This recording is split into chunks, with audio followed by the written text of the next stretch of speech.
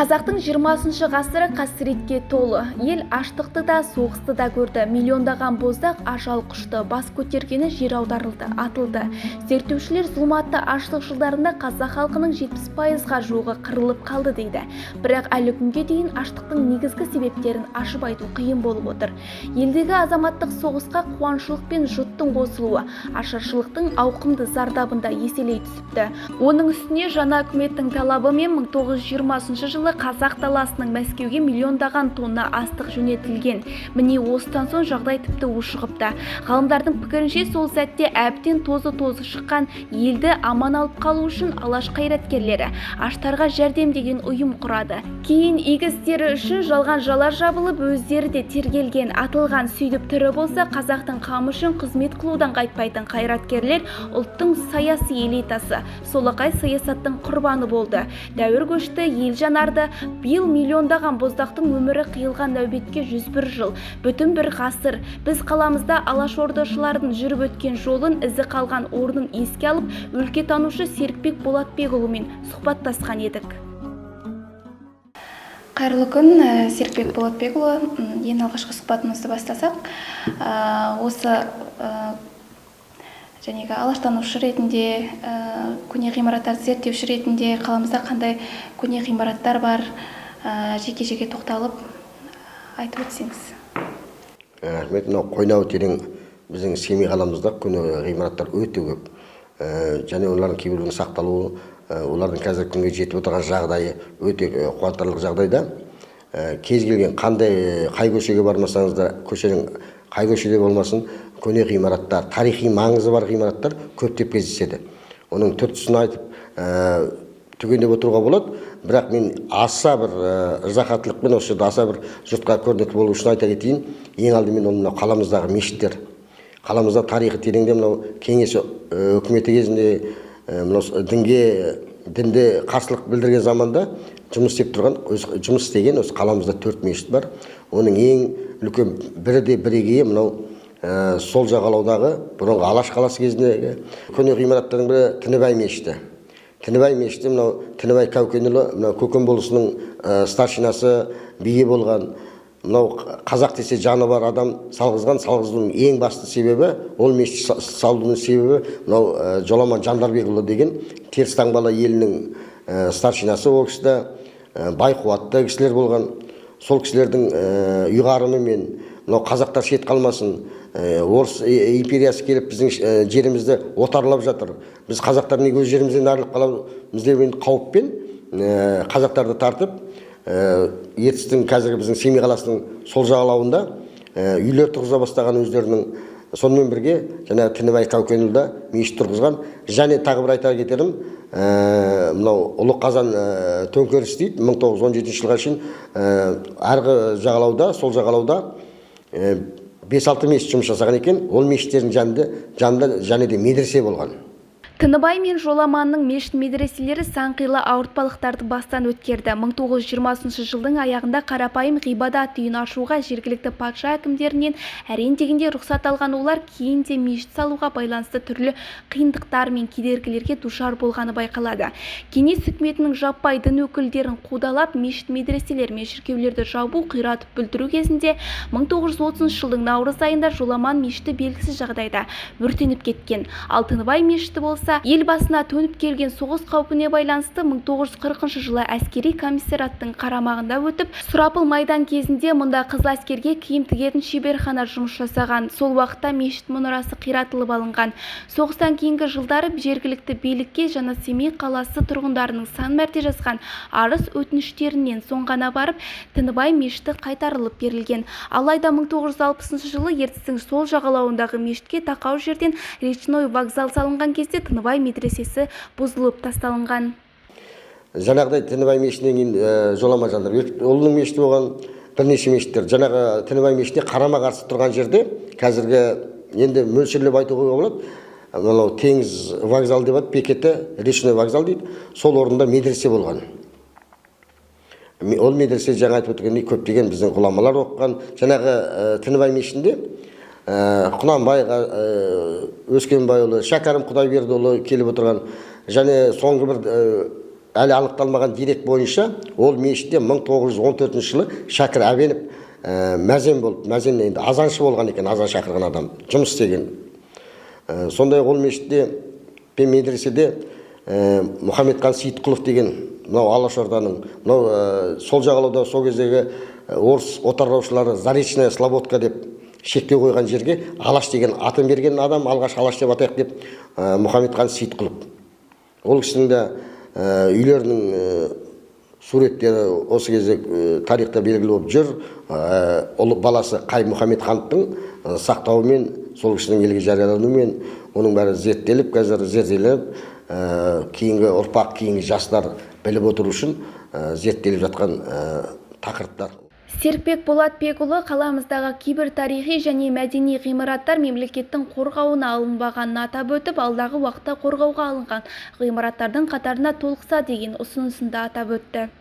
Мынау өкінішке орай дейміз ба, болмаса бір салғырттық дейміз ба, енді қалай айтуға болатынын білмеймін. Соңғы кезде мынау біздің Абай облысы құрылғаннан бері мынау тарихи мәдени ескерткіштер деген болады. Сіздің жаңа көне ғимараттар туралы айтқан сөзіңе, сұрағыңызға қарай айта кететін орай келіп тұрған жағдай екен. Сондықтан баса айта кетейін. Мынау қазіргі Абай облысының жаңадан құрылған облыс деп айтайық. Соның тарихи мәдени ескерткіштерге мемлекет қарауын алатын. Жаңа айтып отырған Гагарин көшесіндегі орналасқан бір мұнаралы ағаш мешіті кірмеген. Ол мешіт 1800 кейбір деректерде 32 жылдан, кейбір деректерде 46 жылдан енді жазылып қалған тарихы жоқ. Міне осылай болды деп нақты айтатын. Мен деректер салынған, мен қай жыл салынғанын сондықтан ашық айта алмай отырмын қазір мына жерде. Сол ағаш мешіті өзінің бір шегесі салынған мешіт еді. Кейіннен жөндеу жұмыстары кезінде шегемен тақтайшалар қағылды. Ал бірақ салынғанда бір шегесі салынған бір мұнаралы ағаш мешіт деп атымен тарихта қалды. Сол мешіт кірмеген. Жаңағы тарихи мәдени ескерткіштерді қорғау тізіміне Жұманбай көшесіндегі ескерткіш, Мағжан Жұмабаев атындағы көшенің бойындағы тас мешіт кірмеген. Міне бұны біз өткен ғасырлардағы мәдени мұра ретінде сақтауымыз керек, кейінгі ұрпаққа жеткізуіміз керек, мемлекет өзінің қорғауына алу керек. 1918-1920 жылдары Семейдің Алаш қаласы бөлігіндегі Әбдірахман Жүнісов пен Қаражан Үкібаев сынды байлардың мектепке жалға берген үлкен ағаш үйлерінде Алашорда үкіметі мен Семей уездік земствосы Алашорда соты Сарыарқа газетінің кеңселері орнатылып қызмет жасаған. Әу баста Тыныбай және Жоламан есімдерімен танылған бұл елді мекендер шын мәнінде тәуелсіздік жолында күрескен Алаш зиялыларының рухани ордасы болған екен. Алаш тарихына қатысты ғимараттар деп отырсыз. Жаңағы Тінібай мешіті болсын, бұзылып қалған жаңағы Мұхаммедхан Сейітқұловтың үйі болсын. Болмаса мына жерде біз қазір өлкетану мұражайы орналасқан ғимарат кезінде Бостандық үйі деп аталған. Бірақ Бостандық үйі деген атты ұмытып, осы күні елдің бәрі не музей дейді, болмаса губернатордың үйі дейді. Бұл өте қате түсінік. Бұл енді менің ойымша Бостандық үйі деп, соның алдында Алашорданың Әлихан Бөкейханов әскери шеруін қабылдаған, Алашорда әскерінің Жетісудан келген, осы Семейден құралған, кейбір деректерде 300-ден, кейбір деректерде 400-ден асқан адамдар, салт аттылар, әскерлердің қатысқан үлкен бір шеру болған, әскери шеру болған. Сонда Бостандық үй деп ат беріліп, сол ғимаратта алғаш Алашорда үкіметі орналасқанымен, кейіннен Алаш қаласы деп аталғаннан кейін ресми түрде Алаш қаласы деп аталған. Жаңағы сол жағалау осы ертістің қазір жаңа Семей деп жүрміз.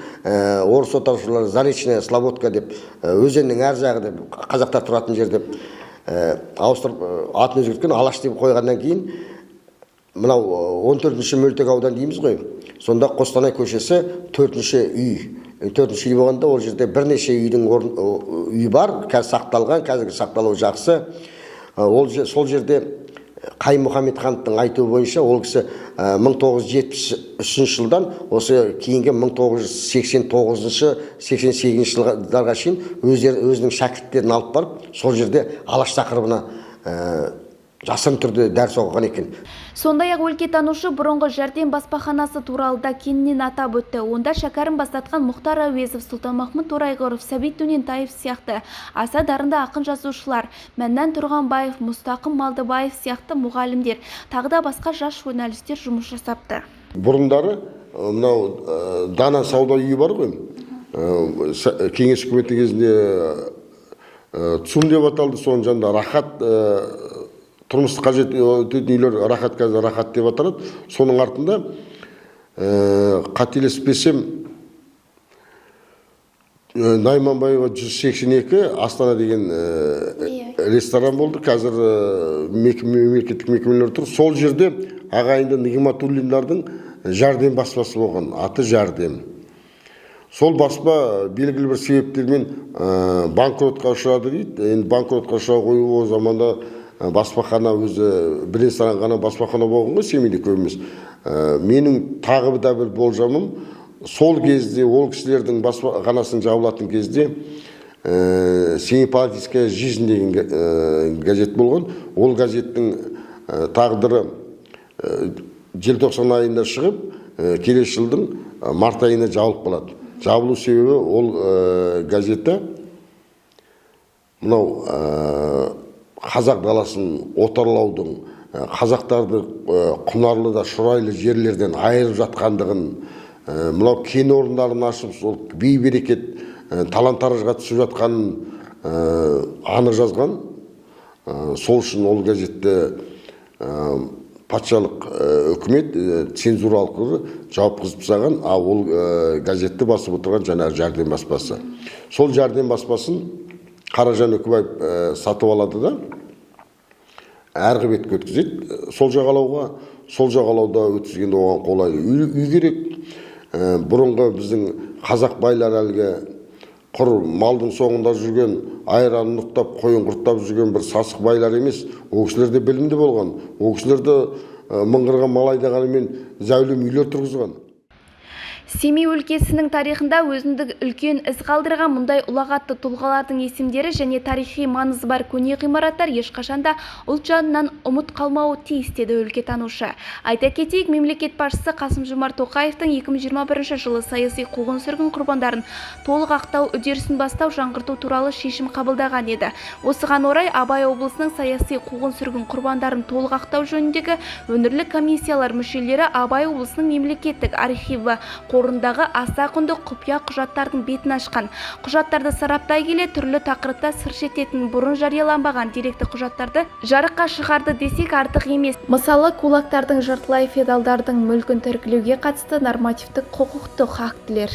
Семей қаласындағы алаш қозғалысы, кеңес үкіметіне қарсы көтерілістер, кеңестік билік органдары мен соттың репрессиялық әрекеттеріне шағымдар, Қазақстанға халықтар мен арнайы қоныстанушыларды күштеп депортациялау. Бұл құжаттар Семей облыстық прокуратура қорының құрамында анықталған 178 құжат. Құжаттар репрессиялық органдардың жұмыс әдістерінің ең құнды дәлелі болып табылады. Олардың айыптаулары көбінесе нақты негізге ие болмады. Өткенге тағзым жасау еліміздің болашағы мен тарихына құрметпен қарау баршаға міндет. Қазақ тарихындағы бұл қасіретке бей-жай қарау, санамыздан өшіру елімізге сын болары сөзсіз. Ендеше ұрпақ санасына өткен дәуір тарихын жаңғырту, халық зиялыларын еліне еңбек қылып, жазықсыз солақы саясаттың құрбандары болған қарапайым қара халықты жадымыздан бір сәтте шығармау баршамыздың ұлт алдындағы азаматтық парызымыз деп білейік. Сондай-ақ қаламыздағы көне ғимараттарда олардың тарихын біліп, білгенімізді бөлсе жүрейік.